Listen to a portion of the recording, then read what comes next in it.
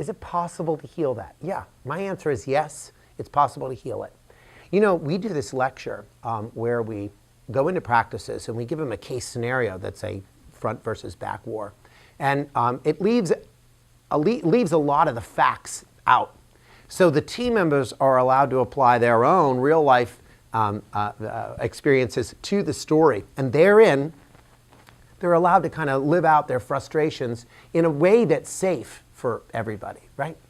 And so in that process, it's a great way for us to see everyone's perspective, but it's also to be frank about the deleterious effects of such actions throughout the practice.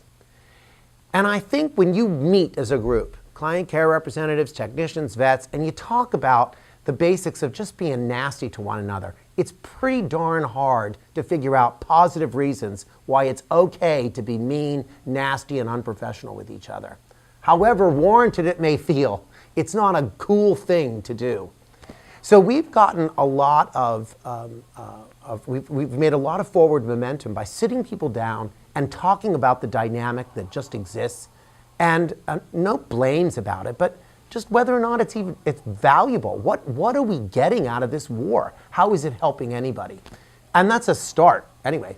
And thereafter, we talk about civility in the workplace and just basic conduct of interaction with one another, so that it's positive and it's professional and it's respectful to each other.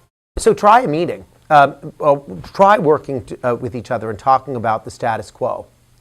And then agree on that you're going to communicate respectfully to each other moving forward.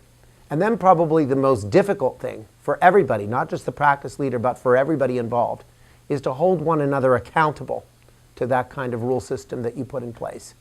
And the next time somebody comes up to you and starts complaining about a member of the front desk team or a member of the back team, instead of listening and agreeing and getting involved in the gossip cycle, why don't you turn to them and say, you know, have you spoken to them about it directly? I'll bet you will feel much better talking to them than you will to me.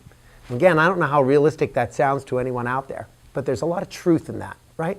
There's much more positive to be gained from them speaking directly to the person about the issue than griping to you.